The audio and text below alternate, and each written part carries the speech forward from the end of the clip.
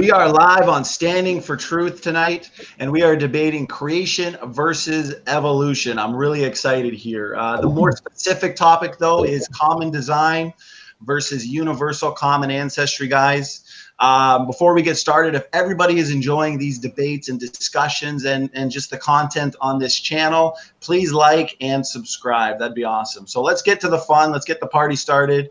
I'd like to thank both the debaters, Adam here and Dr. Ken Hovind, for giving us their time for today's debate. We know the one thing we all could use more of is time, that's for sure. So I'm going to hand it over to Nephilim Free here. He's going to be tracking the time, and he's going to go over the format real quick and give us the rundown. Thanks, guys, and go ahead there, Neph. Okay, so the format for this debate is 5-minute opening statements. Then each opponent will give a 4-minute rebuttal. Then there'll be a 30-minute discussion session, and then 3-minute closings and 6 to 10-minute question and answer session. So who is starting the debate? Did anybody decide, or should I flip a mental coin? Adam. Adam is going first. Okay, Yes. Adam, if you're ready, whenever you're ready, you begin speaking, and I'll start the timer. You have 5 minutes, sir. Right, just going to put my slideshow on full screen. Hello, everybody. Can you all see my screen, my PowerPoint? Yeah? Yes, Everyone I see it. That's fine. Okay. So, can you see it, Kent? Can you see my screen? I can see it. Ah, lovely. Right, so my name is Adam. I own a gaming channel here on YouTube. This is not the sort of thing I usually do, but Standing for Truth sent me a message and dragged me along to this. Not kicking and screaming, thankfully. I came along willingly. I am joined here by Dwayne Johnson, Donald Trump, and Delboy, and I'm going to run through this argument with you: common design versus common designer. Kent is arguing for common designer. I'm arguing for, well, not entirely common design. We're going to get into that. So, evolution. It requires common design. It also requires uncommon design, and I'll explain that fully. So let's look at some common designs first. What do we have here? We have a human hand. So you've got your thumb, you've got your 4 fingers. That equals 5 digits on the human hand. We've got a dog's paw. We again have 5 digits. You've got the 4 toes. You also have the dew claw, which is that one slightly behind, just above the I forget the name of the bit below. My apologies. So 5 digits there again. This is a lizard, one of the reptiles, and it too has 5 digits. I hate to interrupt, but Adam, if you think your screens are changing, they're not. I just thought I'd point that out. There might be a technical issue. Now they are, it seems like. Okay, I'll be quiet. I'm going to give you about 15 more seconds. Just wanted to let you know the screen was not changing. Okay, go ahead. Okay, so that's your dog paw there. This is your lizard. So 5 digits there. Now, next one. Now, that is a chameleon's foot. What do we notice about the chameleon's foot? It has 2 toes, and yet it has 5 claws. Now, how do we explain this looking at it from an evolutionary point of view? Well, let's look at the skeletal structure of the chameleon. You see there on each foot, it has 5 toes. 2 toes. Now, how do we explain this? The ancestors of the chameleon were, well, your more common lizards, really. It had the 5 digits like it does here. But it adapted to live as an arboreal creature. So it grabs onto twigs, onto branches. And it adapted to develop these almost pincer-like toes that don't act like your normal digits do. And yet it retains these 5. You just see there at the bottom of the pencil, it's got 2 toes on one side and 3 on the other, but they're all melded together. Not the bones, but the skin around it. And they can't really move them independently. Skinks. These are all skinks that you see on the picture here. So you've got the blue-tongued skink at the top, which has the 4 legs. And then at the bottom right-hand corner, you've got another type of skink, which is entirely legless. In the midst of these 2, you've got 3 more skinks with varying levels of legness, if you want to use that as a word. So the one in the middle has got extremely reduced limbs to the point where they almost don't exist. They hardly use them. They've got long bodies that they move like a snake, and they have these tiny little limbs that don't really do much, to be honest. And these are all skinks. They all have a very similar lifestyle. They're burrowing animals, which is why they've eventually lost these legs, because legs are more of a hindrance than anything when you're trying to dig underground. So there you have a common design. So you've got the skinks, but you've got an uncommon design. And we're going to explain that evolutionarily, if that's a word again. Right, so snakes. Boas and pythons are rather special among the snakes because they have what are called pelvic spurs. These claws that you see up here. It looks like a Burmese python on the top. It looks like another python below. And on the right-hand side, you can see the bone structure. You can see the actual pelvic bones down there. Now, the claws, they have a purpose in mating. But the bones within there don't do anything. They float freely in the muscle mass. They're just there as remnants. And this is uncommon among the snakes. It's only common between two of them. Why is it not in all of the snakes? Why is it in none of the snakes? Well, evolution can explain that. Here are some common and uncommon designs again. 30 seconds. Thank you. Common and common at the same time. You've got very common leg structures in terms of bones, but they fulfill different functions and they are in entirely different skins, as it were. So you've got fins on the left, feet on the right-hand side. I'm going to rush through these last bits. Is that my time? I heard a bell ringing. Yeah, 15 seconds. I'll finish it there. I can go over the rest of this stuff later if you wish. I'll pass my time over. All right, Dr. Hovind will go next. Dr. Hovind, when you begin speaking, 5 minutes, sir. Yes, well, thank you. Good to be here. My name's Kent Hovind. I was a high school science and math teacher 15 years, moved to Pensacola, Florida in 1989 and began the Ministry of Creation Science Evangelism. I take the position that the Bible is true and scientifically accurate. The Bible 20 times in the first 7 chapters says the animals will bring forth after their kind. That's all we've ever seen. And everything Adam showed today is the same kind of animal. Might be variations within that kind, but still, he hasn't shown the evidence for evolution that I could see. So we're building a Christian camp in Lenox, Alabama, Dinosaur Adventure Land. Come on down and see us. Our website is drdino.com. Get the commercial in there. I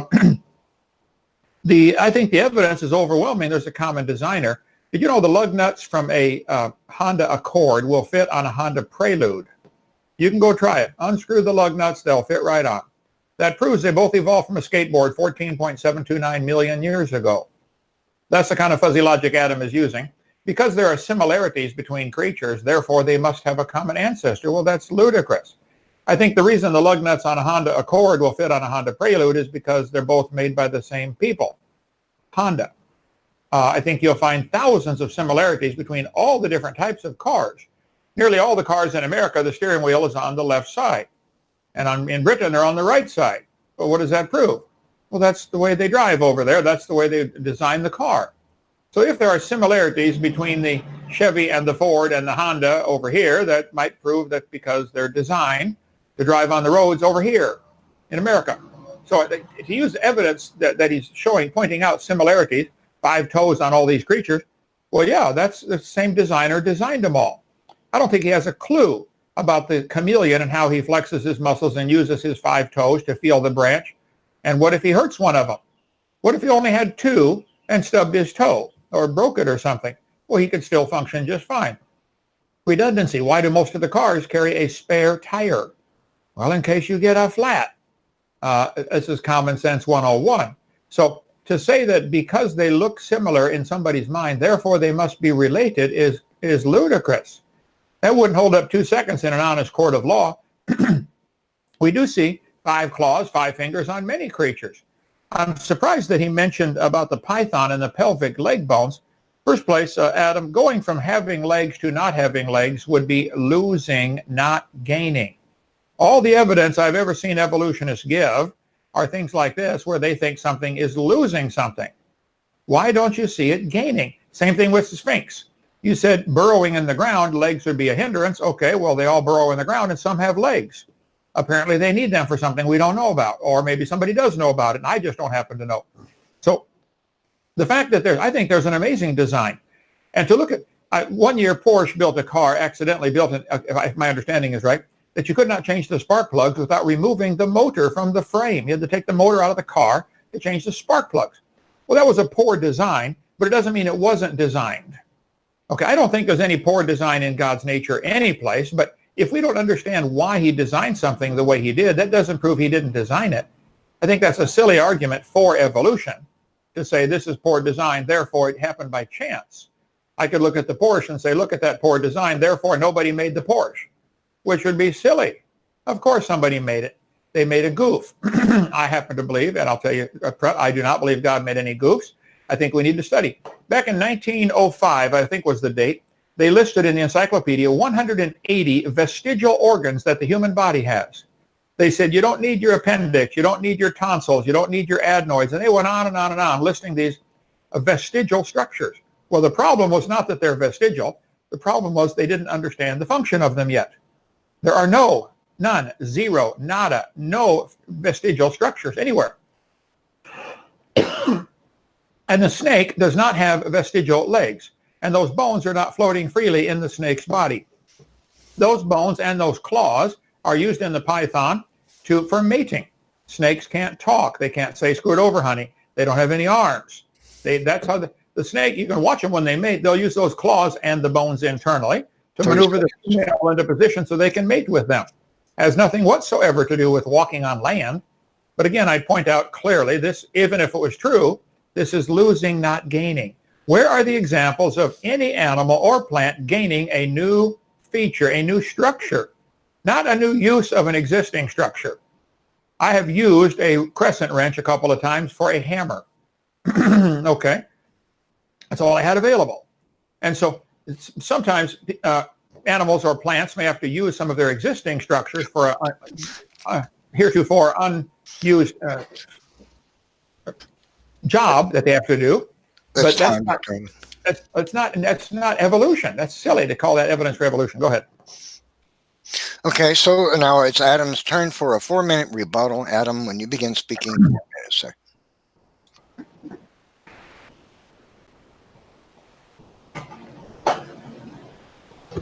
Oh, Adam, I think you're on mute. You got to unmute yourself, brother. My apologies. Saying thank you, Ken. It's good to speak to you. Obviously, our first time speaking. It's a pleasure, mate. And I hope we can have some more fun as we go along in this. Sure. I'm going to skip this bit for now because you mentioned Hondas, didn't you? And funnily enough, here is one now. This is the devil car, the Honda Jazz. I can't stand the things. And this was obviously designed by a person. So was this Honda Jazz.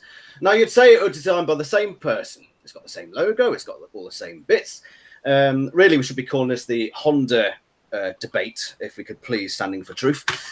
We've got another Honda here. This, again, is a Honda Jazz. You could say, yeah, it's got all the hallmarks of a Honda, and you'd expect it to be made by the same person. But then what about that? Now, looking at that, and looking at those 3 Honda Jazzes there, are you going to turn around to me and say, well, they must have had the same designer because they've all got wheels? Well, clearly they weren't made by the same designer. That tank is not a Honda, especially not a Honda Jazz. I imagine it moves at more than 10 miles an hour. Let's look at nature. There's a fish. There's another fish. And there's a fish. You could say, oh, they've all got commonality, so why weren't they made by a common designer? Okay. There's your octopus. We're one of the most alien-looking things on the planet. So if you're not going to say the tank was made by the same people that made the Honda, then why would you say that all animals and plant life had a common designer when there are such different designs? Right, what else did I put? You mentioned that there are goofs in these animals. Now let me ask you this. I imagine you're talking from the point of view of God creating all these animals and such. Well, if that were the case, why would there be goofs? Why would there be animals at all? Because all throughout history, all throughout the fossil record, what do we see? We see trial and error in much the same way that cars went through trial and error. Do you think that if they made the perfect car to start with, they would need more than one?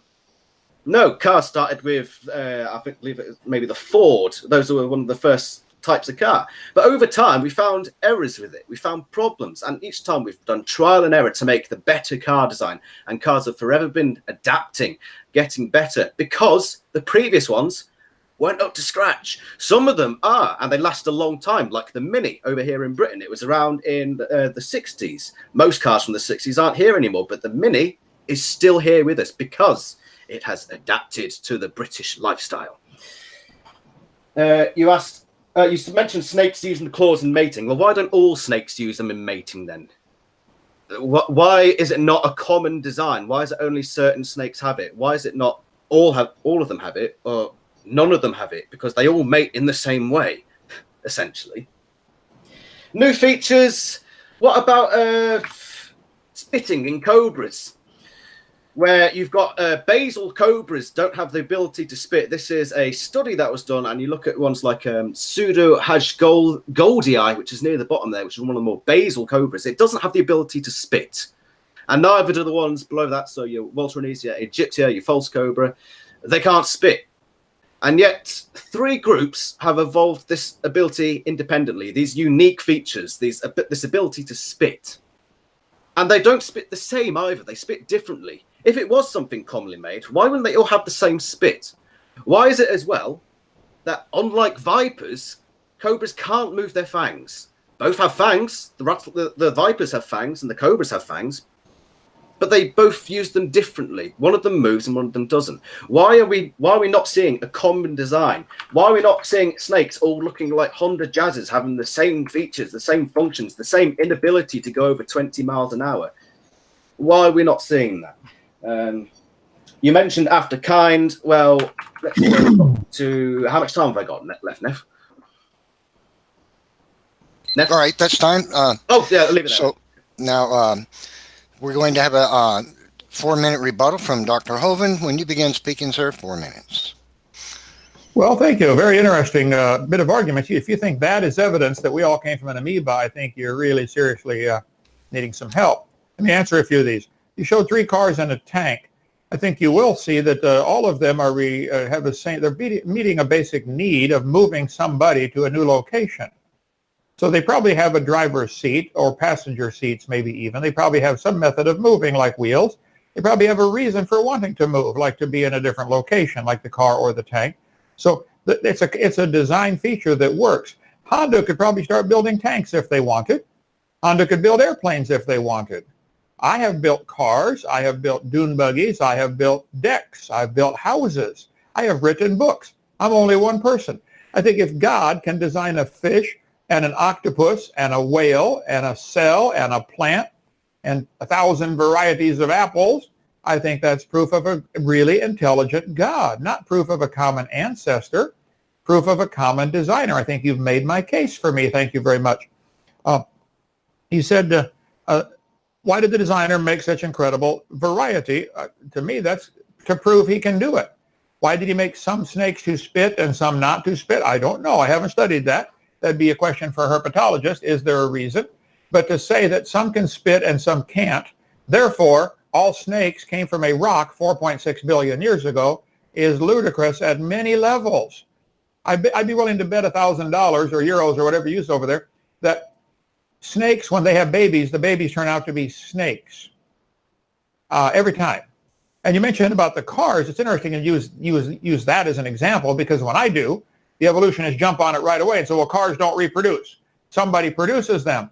Bingo, somebody produced the cars, and they produced with a wide range. I understand you can get a Honda with 2 doors, or a Honda with 4 doors, or a Honda with 5 doors. Honda probably makes a truck, too. I'm not sure what all they make. But it's coming from a mind of a person who wants to move somebody from one location to another and accomplish a function. If it's a truck, they might want to have the ability to carry some stuff in the back of the truck. So I think you'll find everything about the Honda is designed. Now, it's made of natural materials, most of it, iron mostly, but that doesn't mean it made itself. And plants and humans and animals are made of naturally occurring materials, the 92 elements found in the earth, but that doesn't mean they made themselves. Cars don't make themselves. Somebody makes them from the naturally occurring elements. So they dig the iron out of the ground and melt it down and make iron or steel and mix carbon with it, and then they make cars. Yeah, that takes intelligence to do that. It took intelligence for the 92 elements found in the earth to be created and shaped into the plants and the animals, and finally to humans, were the last thing God created. So you said the mini has adapted to British lifestyle. Adam, stop and think about that for 5 minutes. You mean the mini did this on its own? Or did you have some intelligent or semi-intelligent Brits over there try to manufacture a better mini every time? My uncle had one back in the early 60s, one of the early ones. I'd be willing to bet there are hundreds of improvements on the mini in the last 50 years. Get a 1960 and compare it to the 2020, 2019, a mini. Sure, there's improvements. That's because some intelligent people are driving it around saying, it really ought to have this. So they change it. The mini does not change itself. This is silly that somebody's changing it. And all the changes within the animals adapting to their environment are within very strict limits. You can get dogs that adapt to cold weather and dogs that adapt to warm weather, but you're never going to get a dog that can jump to the moon or fly. There are animals that can fly, but you're never going to get a dog to do that. It's not in the gene code. So sure, animals adapt to their environment, but that's because they're selecting a slice of an already existing gene code. That's not evolution. I suspect my time is up. That's 4 minutes. Okay, so now we'll have a 30-minute discussion period whereby these two gentlemen will go back and forth with each other discussing the subject of common design or common evolutionary process. So I'll try to stay out of it as much as possible. You guys go ahead. 30 minutes. Adam, tell me about the mini. Did it do it to itself? Tell you about, sorry, I didn't hear that. The mini, did the mini make these adaptations by itself? Oh, I think you misunderstood my point with the minis. When I said it had adapted to the British lifestyle, it's probably the wrong use of words. What I meant is it's maintained, because you hear a lot of creationists say that various animals have been around for a long time, whereas some seem quite recent. My point with that is the mini from the 50s and 60s is still around in its current form. My best friend has one in its current form. That was the point I was getting across. I'm so sorry to jump in here. Adam, did you want to, I think you were still sharing screen from your slides. Did you want to put your main logo on? And I was going to use I was going to go over a couple of things in the slides, if that's all right. Just for the discussion period. Yeah, if you want to go through a few things, but we're just trying to keep it a free-flowing kind of organic dialogue. Yeah. But yeah, go ahead. Yeah, sure. But that was my point in that one, Ken. Sorry if I didn't make that clear enough. No, I think it was what's called a Freudian slip. It was perfectly clear. The mini was designed, and I agree. I think, and the fact that they didn't have to improve it much proves that the first guy did it pretty good. And I think the fact that the original dogs are still producing dogs 6,000 is evidence of a really good initial design. Do you have any examples of any animal ever producing something other than its kind? Kind. Forgive me, I don't really understand what you mean by kind. Well, if the Bible says if they're able to reproduce, at least initially, they were the same kind. They might have diversified now to where they can no longer reproduce like the Alaska rabbits and Florida rabbits. But I think most 5-year-olds could tell you that a rabbit is not the same kind as a watermelon. So your definition of kind is something that can reproduce, but they might not be able to reproduce down the line. Well, they initially could reproduce, and there may be diversities that have happened over the years. They may have adapted to an environment that has caused them to no longer be able to reproduce, like the ring species. They take the salamanders and go around, the central part of California, and the extremes can no longer mate. But they're obviously still a salamander. A 5-year-old will tell you that. It's a salamander. Do you have any examples of any animal ever producing something that any honest person would consider a different kind? What is your best example of any plant or animal producing offspring that are fundamentally different kinds of creatures? Well, if you look at ancient snakes, I've got a picture of I believe it's Najash, or that might be Problematicus. But there's a picture of an ancient snake, and you've got fossils where you see that it's got leg bones. It's also got the skull of a snake. Snakes are very distinctive skulls. Now, you don't get snakes with legs like that today. Not at all.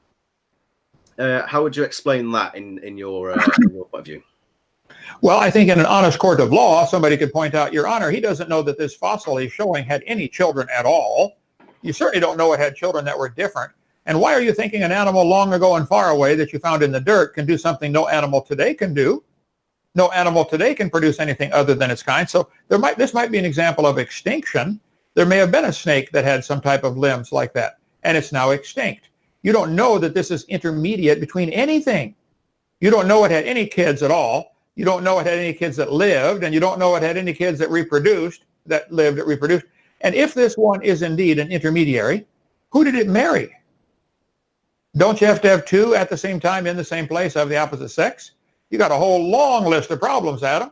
You're assuming, you're believing, SpongeBob style, that this is somehow an intermediate because it has little legs, appears to be legs. I don't know what it is. Is it a forgery? Certainly many fossils have been forgeries to try to prove the evolution theory. Study the history of that. Is it an extinct species? You don't know that this is the ancestor of anybody. You couldn't prove that in an honest court of law, at least. I'm a little confused. You said you don't know if it had kids. Is that what you said about the problematicus of the picture I just showed? Well, if you find any fossil anywhere, really all you could prove is it died. How could you prove that one had any children that lived? Tell me how you would prove such a thing. Well, you wouldn't need to prove that specific one. You'd accept that if there's a fossil of a certain animal, that there was a population of that animal? Well, would you agree that in a court of law they would say, objection, Your Honor, he doesn't know that? If there's a population of animals and one evolves a special trait, do they all evolve this special trait at the same time? There are billions of cows or millions of cows in the world. If they were going to try to evolve a trait, do all of them have to get it at the same time? So you're saying, sorry, carry on. Does some of them get this new special trait and the rest have to die off? This is Adolf Hitler 101. Let's get the superior race and kill off the rest to speed up the process. Evolution, whether you realize it or not, is based upon death being the hero. If this is indeed a superior snake, why are there still snakes today with no legs? Well, it wasn't a superior snake. As I mentioned with the skinks, the whole reason they're losing their legs is because they're burrowing. What I don't understand, going back, is you said that it wouldn't stand up in a court of law to say that there must have been more than one of these animals alive at one time. Because this animal is there, it's obvious that there's a population of animals like this. That's without exception at all throughout the animal kingdom. I don't understand how that wouldn't stand up in a court of law to say that there were more than just one of a certain animal. You couldn't prove any such thing. If your evolution theory is true, your whole theory relies on one of them getting a special trait, either by mutations or something, and that trait getting passed on to the next generation. So you're saying that over the population of snakes or whatever it is, or skinks or whatever. So your whole theory relies on there being one of them getting this trait and then passing that on to others. Evolution doesn't happen in the present. Science is things we can observe, study, and test and demonstrate. We can observe snakes having baby snakes and skink having baby skinks.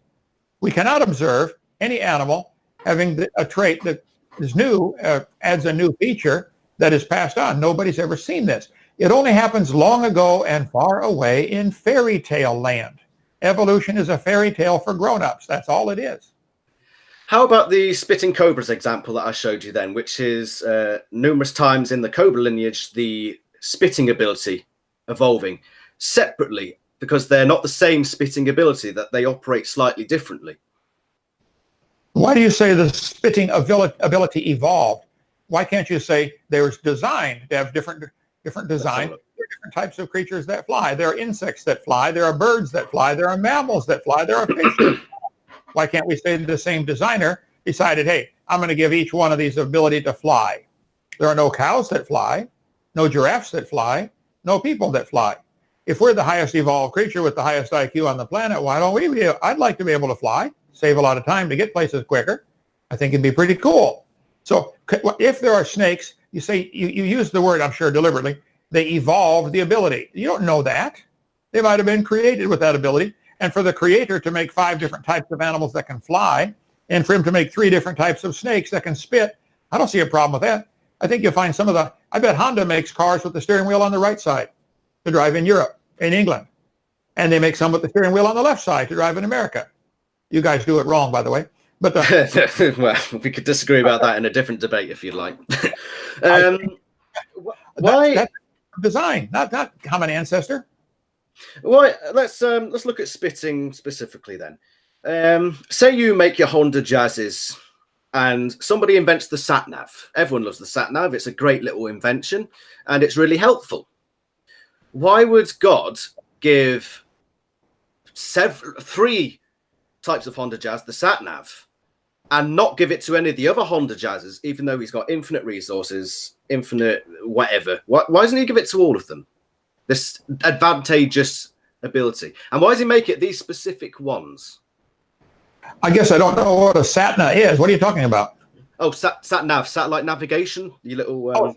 satellite navigation, sat-nav, okay. Why did Honda give it to some and not to others? Well, probably it would cost something to put that in the vehicle, well, even if the cost is minimal. If it costs $50 to add that to a car, they may make... without cost. I said without cost because God wouldn't have those limitations. Sure. If you're arguing again from poor design as evidence for no design, which is ludicrous. Take the Porsche that had a poor design. Okay, it doesn't mean there's no design. I don't know why some of them put that in them, some don't. That's maybe you don't need it in some countries. There probably is no place to navigate with by satellite in some parts of the world. Not available there. But again, that would be an argument from ignorance rather than argument for evidence for no designer at all. I think the fact that Honda puts this, navigation systems in some of their cars, the navigation system itself is phenomenally complex. Could not possibly happen by an explosion in an electronics factory. And the Honda's not adding this to itself. God can design anything he wants any way he wants. And we are looking at people today and animals today that are a copy off a copy off a copy off a copy off a copy of the original. It's amazing we can still sit and think and talk. So I think the fact that we're able to move at all is evidence of an incredible first generation copy of Adam. And we have degraded since then. Average person now has 3,500 defective genes, just like my old van out here with 316,000 miles. Well, it ain't what it used to be when it was brand new, but hey, it still works. It's not too bad. And so for the designer to make an original creation with a gene code that can be passed on hundreds, if not thousands of generations and still be working at all. Tell you what, get a computer code, any code, get Microsoft Word, Microsoft PowerPoint, make a copy of it onto a disk. Then make a copy of the copy.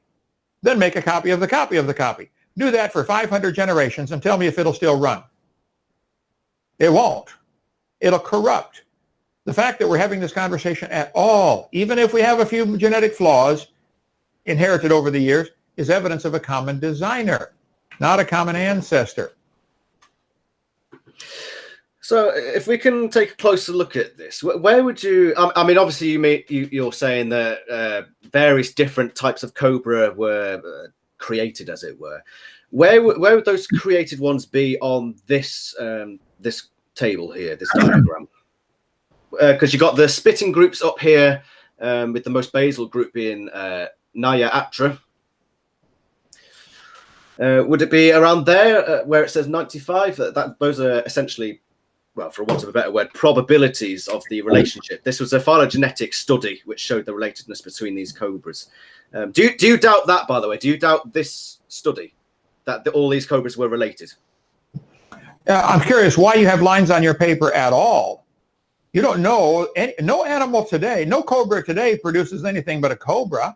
You don't know that they're connected in any way with these lines. See, all these lines is back in what's called fairy tale land, long ago and far away. No cobra today produces anything other than a cobra. None. Zero. Just because somebody drew lines on paper, that's not science. Even if they have genetic similarities, that's not proof of a common ancestor. The Honda Prelude and the my Chevy van have 5 lug nuts. Okay. Maybe the Honda's got 4. I don't know. But it doesn't prove they both came from a skateboard. It proves that's a design that works. It's a common theme. When Ford first started making cars, people said, wow, this is pretty cool. Let's put an engine in here that'll run off gasoline or diesel fuel. Those are the 2 basic types of cars. It's a theme people have run with and tweaked and improved over the last 150 years and 130 years and have made some great improvements. I'm glad I don't drive a Model T that you got to crank up in the morning and have hard tires that are going to break when they get cold and hit the bumps. I'm glad good people need it. The difference between cars and cobras is you can't do a phylogenetic tree for cars like this. This was done in a laboratory under pretty strict conditions using 5 different genes, and they got this tree out of it. It's pretty in depth. It's pretty solid. A couple of species might be interchangeable here or there, But this shows the relatedness. It shows that these animals are all related and by what degree they're related. At the very bottom, you've got some vipers, the very 4 bottom ones, and you can see that they're very distantly related. They're an outgroup, whereas all these cobras are pretty clearly related. And we use these same techniques by using these genes to test animals all across the animal kingdom, and we get very similar results. I mean, look at the seals. They're a type of canid. How do we know that? Well, we've tested them genetically. We've also looked at morphological features. Why is it that morphology and genetics both produce almost exactly the same result each time? And why do we get it to such accuracy as well? If they were created, then why is this picture here not 4? You say that these cobras were made separately. I don't know. You haven't told me which ones were made separate to the others. I'd like to know that, by the way. But it's quite obvious from this graph that if they are all related, then spitting has evolved independently 3 times. I don't know how you explain that. Well, you are assuming spitting evolved at all. And to say it evolved, it technically did. No, it did not. They were created to do what they do. Just the spitting ability is very complex. It involves some type of salivary gland. It involves some type of muscles to eject the spittle out. It's a very complex mechanism. Just spitting is a complex mechanism. And you said this shows relationship. Adam, I don't know who taught you that, but get your money back. It doesn't show any such thing. It shows somebody can draw lines on paper and connect them. That's all it shows. Are you saying that somebody just drew those lines on the paper? I'm saying you don't know any of those animals are related to any other animals. You don't know because today, none of them produce anything other than their kind. Why is it going backwards? They could. Like if we are really related to the whale through a common ancestor like an amoeba, at some point, somewhere way back long ago, the amoeba was able to produce something that was non-amoeba. And you've got all these snakes drawn back to a common ancestor. This is nothing but lines on paper. I'm very confused that you say that these are lines on paper. I wonder why you say that. Because I can see them where I'm sitting there, lines, well, maybe lines on a computer. You don't know that any of those snakes are related to any of those other snakes. I do. In an honest court of law, all you could prove is spitting cobras have babies that turn out to be spitting cobras. Now, some may lose the ability to spit. Oh, okay. Well, again, that's a losing, not gaining. But you don't know that any of those cobra varieties are related to any others. It could be. Is the Honda Prelude related to the Honda Accord? Or are they both coming from the designer? Can you tell me how you think that these are just lines on paper? Today, pick any one of those snakes on that chart. Any one of them. When they have babies, what will they be? Will they be straight line to the right, or will they jump to a new category? It might divulge into 2. Or diverge into 2, sorry. Well, you have, what, I don't know, I want to count them. Say you've got 30 different snakes there. Could there sometime in the future be 40 different snakes because they've diversified?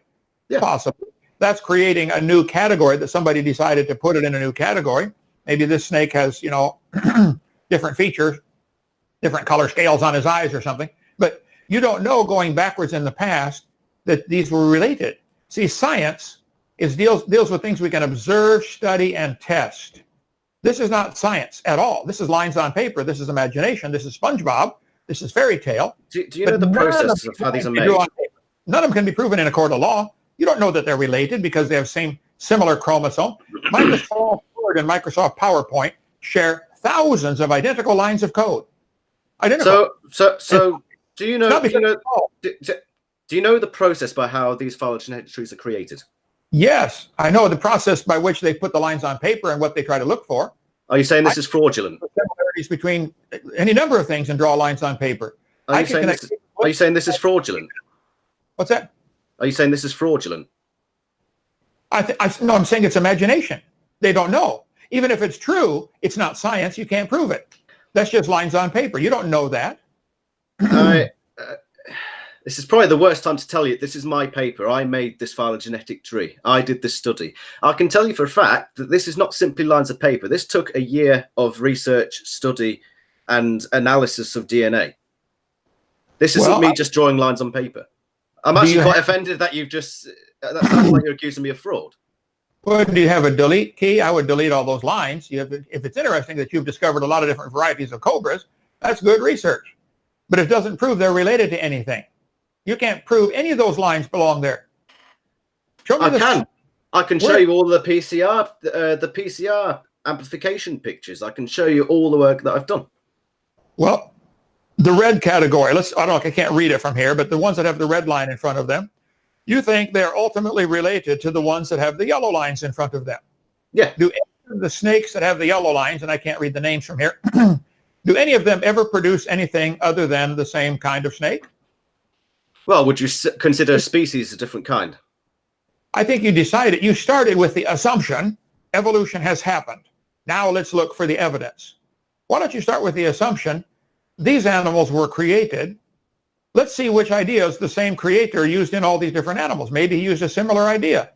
Maybe the Porsche now finally puts a cup holder in their cars. I don't know. But okay, so say we take that example, and we make these phylogenetic trees of all these animals. They all join like this. At what point do we cut it off and say, right, actually, no, those ones aren't related phylogenetically. We have to get rid of those lines because we think that that's where it starts. Where do we put that line? I would go to the left of each one of the names and draw a line straight down and say everything to the left of this line is imagination, unprovable. Everything to the right of the line is probably science, observable. The cobra is going to produce baby cobras. We don't know that this is related to anything else. And I'm sorry you spent a year on this. A lot of people have done these kind of charts. I mean, you're not the first. Thousands of people have made charts like this. But it is indeed, Adam, nothing but lines on paper. This is not science. This is I went through the arduous process of all these species that you see on here. I had scale and blood samples for. And I went through the process of extracting or cutting tiny bits of these scales or using tiny bits of these blood samples and mixing them with buffer chemicals, these chemicals that are used in amplification, putting them through a PCR analysis, which uses electromagnetics to move them up. I could show you the pictures. I could show you the pictures of the unsuccessful ones that they didn't amplify. And I got them analyzed. I cut... You get these big, massive maps on Mega 5 where you have all these DNA sequences, all the A, C, T, G, and they line up, and you see where they line up, and you can start to see, right, that one looks like it's a little less similar, and then you make these phylogenetic trees out of that, which is parsimonious, and this tree was made out of 5 different genes, and they all came to this phylogenetic tree, and you can see how likely the majority of these relationships are. I don't see how you can see that that's just lines on paper that I apparently have just made up. I think that's you accusing me of fraud. Well, I don't know if you did fraudulent or not. Maybe it's just misinformed. Maybe it's just you're. I took these from scales. I went all the way from the process of having just scales and blood samples, and I made this tree with them. Did you take the scales from these snakes and analyze the DNA? Is that what I'm hearing you say? Yes. Did you break a scale off the snake and analyze the chromosomes or the DNA? Is that how you made this chart? I think I lost him. Adam, you still there? Yeah, I'm still here. Can you hear me? Okay. So if I think I could analyze Microsoft PowerPoint and Microsoft Word and find they have 98% lines that are similar. Okay. That doesn't prove they both came from Morse code. It proves somebody wrote those codes. The same designer wrote the code, and he probably reused some of the same information for snake eyes that are used in monkey eyes or human eyes, because we have 2 eyes, binocular vision, and eyes are complicated. So the same designer used the same pattern over and over because it works. It works great to live in this world. Just like most of the Hondas have 4 tires on them that are round and they're soft and they bounce over bumps. They probably all have a suspension system. That's not proof of a common ancestor. It's proof of a common designer. The purpose of this debate was to demonstrate, does the evidence show common design or common designer or common ancestry? This is lines on paper, Adam. I'm sorry you wasted your time and probably a lot of trees somebody cut down to make the paper you printed it on. But they are just simply lines on paper. You don't know that those are related to anything because they have similar DNA or similar gene code. Well, in that case, you're free to contact my university where I did this project and say that I'd simply just drawn lines on paper and see if you can get my degree revoked. You mentioned earlier dogs produce only dogs. So what species of dogs do you include in that? Well, I don't know. I would guess that dog, wolf, coyote are probably related to a common ancestor, and maybe even wolf might have come from the same kind. I would just be taking a guess, but I would guess there were 8,000 original created kinds of animals. Mm-hmm. Today there are 339 recognized breeds of dogs by the American Kennel Association. And counting all the other varieties in the world, there may be as many as 500 varieties that anybody 5 and over would put in the dog category. That does not prove, the fact that we have these 500 varieties of dogs does not prove dogs are related to watermelons, which is what your religion teaches. You mentioned when we were looking at my phylogenetic tree that you cut the lines off before the species. So you don't think that species, you included wolves, coyotes, your domestic dogs in what you just said. Was there ever a point where a coyote was not a coyote? I don't think there's ever a point where a coyote would not be in the dog family. And I don't know that our current classifications, like lineage, kingdom, phylum, family, King Philip came over for Girl Scouts, class, order, family, genus, species. I'm not sure that our classification system matches God's original design in any features. But if I had to guess, I would put it somewhere around the family level. But was a coyote ever a non-coyote? Probably the dog kind diversified, where the coyote is more specialized and recognizable as a coyote, but anybody would still put it in the dog category. So it wasn't always a coyote? Well, is a mini in the car category or the motorcycle category? Car. Okay. Now, is the fact that some creationists cannot always tell you exactly where the kind border is does not prove it didn't happen, and it sure doesn't prove watermelons and dogs are related. Do you believe watermelons and coyotes are related? Adam, if you were to draw lines on paper like you did for this one, with all the animals and all the plants in the world, would they all go back to one common ancestor? Would you have a line on paper connecting a watermelon and a dog? Well, if you look at phylogenetic studies, everything is related to some degree, and it always seems to match up with morphology. Eventually, very long ago, you'd have the common ancestor of your dogs and your watermelon plants, yes. So, okay, just so the audience understands, you believe dogs are related to watermelons if you go back far enough in time. I would like to point out for the court, Your Honor, first of all, we cannot go back in time. Secondly, watermelons always produce watermelons. Always produce dogs. There are no examples, none, that can be used as evidence to say anything other than that. So what you've just demonstrated is your religion. You believe very strongly. You believe dogs are related, but that is not science. It's not even common sense. But you would draw lines on paper connecting a dog and a watermelon. I don't trust your lines on paper connecting the snakes either. Yes, you need to get your money back for your degree.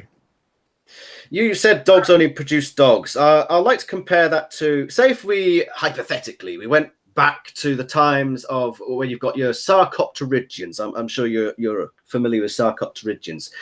And you said to me, okay, there's a Sarcopterygian. A Sarcopterygian only ever produces a Sarcopterygian. And I'd say, yeah, you're right. Pretty fair. Zoom back to modern times, and we've got Sarcopterygians that are humans, giraffes, monkeys, and yet they're still Sarcopterygians. Let's zoom forward a few million years or so, and you've said dogs only produce dogs, and then you've got this subset of dogs that are vastly different. You've got this set of dogs that are vastly different. It's the same thing. It's like saying Sarcopterygians will only ever produce Sarcopterygians. Yes, that's true, and they have, but they've got human Sarcopterygians. You got giraffes, monkeys, all your vertebrates. It's nonsense. Yeah, I agree. What you just said is nonsense. We can't zoom back or zoom forward, and we don't ever observe this. And you don't know that any animal has produced something other than its kind.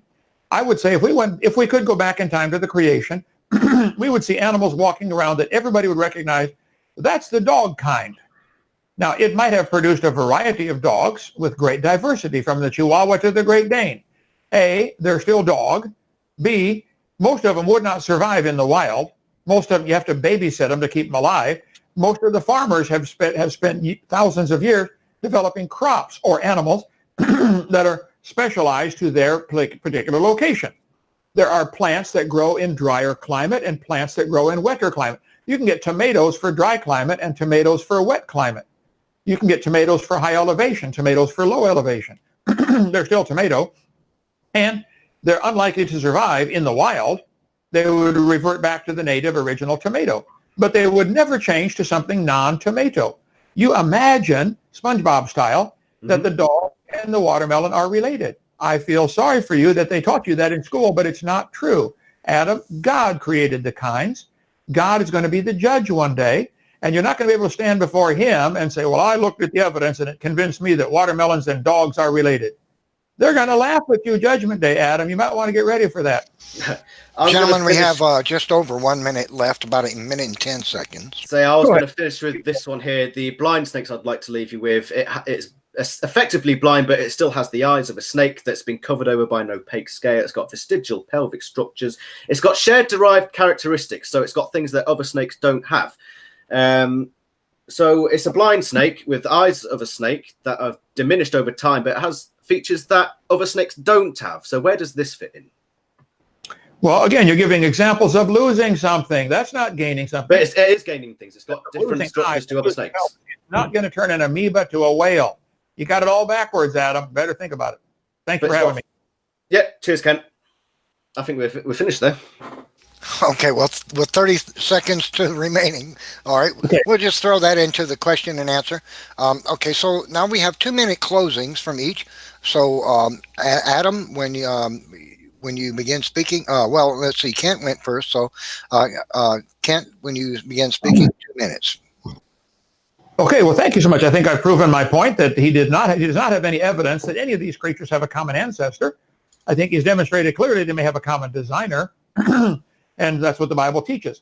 God said they will bring forth after their kind. 10 times in the first chapter of the Bible. Plants will bring forth after their kind. Animals bring forth after their kind. Birds bring forth after their kind. There are no scientifically observable exceptions to what God said so simply in Genesis chapter 1. Then God told Noah to bring them onto the ark after their kind. There's a website called baraminology.com, which is for the Hebrew word baramin, B-A-R-I-M-U-N. Baraminology.com, which means kind. They've done studies trying to calculate how many kinds of animals are there on land with nostrils that breathe air, like the Bible says Noah had to take, Genesis 7. And the estimate is somewhere between 5,000 and 8,000 kinds of animals had to be on Noah's ark. Since then, there have been great diversity. There are 8 varieties of bears in the world. They might have had a common ancestor called a bear. That doesn't prove bears are related to watermelons. There are, I think, now 1,000 varieties of apples that have been developed for different climates, different textures, different taste. They're still apple. They will always be apple. Some may not survive in some climates. There are no examples at all for Adam's religion, and it is a religion that he believes watermelons and dogs are related. There are no scientific examples. What he's doing is asking everybody to teach his religion at taxpayer expense and pass it off as science. It's not science, Adam. Sorry. Watch my video series number 4 for more on that, drdino.com. You have 30 seconds left, Kent, if you want it. Oh, okay. Well, I guess that's what bothers me is that people like Adam and others who really strongly believe in evolution, I don't question. He probably really, really believes this. He might really believe these lines he drew on paper. He probably really does. But that doesn't make it science. And they want to force this off on all the other kids to learn. And it's just not common sense. It's not fair. They're certainly not going to give them any moral foundation for life. If your theory is true and we all came from an amoeba, how do we determine right from wrong on any topic? Is murder right or wrong? Is premarital sex right or wrong? Is sex with your dog right or wrong? Is anything right or wrong? And if you think something is wrong, how on earth are you measuring this with your religion of evolution? Okay, that's time. So, Adam, I actually got this backwards. Sorry about that, folks. Adam went first, but I guess it's no biggie because nobody's going to forget your closing statement. I don't think. Adam, you have 2 minutes when you begin speaking, sir. It's no problem at all. Cheers, Neff, and thank you, Kent, as well. It got slightly heated at times, but I think, I'm not here to make enemies. I'm here to make friends, and it's been a pleasure talking to you. Just a couple of things. We were talking about the blind snakes, and I said that it had lost the use of its eyes to a substantial degree, and that it had different features. It had gained different features from other snakes, but you said that they'd just lost things, which was, but that's by the wayside now. I think it's quite telling how he said that I've just drawn lines on paper when it came to the phylogenetic tree, which, being that I've done it, I know for a fact that that's not true. I spent a lot of time and a lot of effort and a lot of stressful moments analysing that DNA to come up with this phylogenetic tree, which it went exactly as I predicted it would. So it landed on my predictions. You said that there'd be roughly 8,000 animals. If there were 4 or more types of cobra, like you seem to suggest, that doesn't seem to make sense. And I want to finish on, you seem to argue a lot from common sense. You're saying, oh, you think a dog and a watermelon related, that sounds ridiculous, therefore it didn't happen. Well, go back 1,000 or 2,000 years and stand in what is modern day London and say to the people in the area, I'm going to travel west, and I'm going to keep traveling west until I come back to London. People would have said you're insane. But you know what? It may not be common sense. It certainly wasn't at that time, but it was true. And put it this way, if we just followed common sense all the time, science wouldn't exist. There'd be no need for it. Thank you. All right, then we'll have a closing question and answer session. I think Standing for Truth wants to jump in on this. He's got some questions already loaded, I think. Yep. It looks like we're just at the hour mark, so I took one question for each debater. It was a very lively debate. Thanks so much, gentlemen. I'll start with Adam's question, and then we'll go with Dr. Hovind's question, and we'll call it a day. So Adam, the question for you would be, what is your best example of a beneficial mutation that is not deleterious and actually adds new information to the genome? Go ahead, Adam. The mutation that caused the spitting in cobras. I think that's quite a beneficial mutation. It occurred 3 times and developed 3 times in 3 different ways. That seems beneficial to me. Okay, awesome. Well, I'll go to Dr. Hovind then. Your question that I have here is, how do you explain shared genetic mistakes between various species? For example, the vitamin C gulo pseudogene found in apes and humans. Go ahead, Dr. Hovind. Well, first, I don't know that we can say it's a genetic mistake. We may have to live in the same environment as some of these other animals. I think we do. We all live on planet Earth. So there may be things that happen, catastrophes that happen that cause a genetic a loss of information, like, for instance, the ability to process or to create vitamin C. Some animals have actually the ability to create their own. It appears from the current research anyway, I don't think we know everything about it yet, but it appears that man has lost this ability from a genetic a change that's in a negative direction. Of the millions of genes in the human gene code, the fact that there's a few broken ones is not surprising, any more than making a copy off of a copy off of a copy off of a copy of any computer program is probably going to introduce some loss of information. Never going to put a gain information in there. So losing the ability to process vitamin C that some animals seem to have is not an example for evolution. And the fact that many creatures may have lost this, if apes have lost it and humans have lost it, does that prove we're related? How on earth could that prove any relationship? Could it be something that got into because of climate changes, temperature changes after Noah's flood? I don't know. Could it be that when there were only 2 apes on the ark, they lost it, or one of them lost it and lost it then? But apes are still producing apes. This vitamin C question is not evidence that humans are related to watermelons. But that's what they make incapable of considering anything outside the box. That if there are mistakes in the gene code, I don't think there are. We are a copy off of a copy off a copy off a copy of Adam, so the fact that we can still talk at all is amazing. But no, the vitamin C thing is, I think, another example of design. The original must have been really incredible if the 20,000th generation is still capable of functioning at all. I think that's amazing. Awesome. Well, I really appreciate your answers, both of you gentlemen. I've plugged in both your the links to your channels, Dr. Hovind, Ken Hovind Official, and you as well, Adam. So whoever's listening, if you guys enjoyed, you want to know more about the debaters, please go take a look at their channels, subscribe. But I want to thank you guys for giving us your time today and joining us for this very lively debate.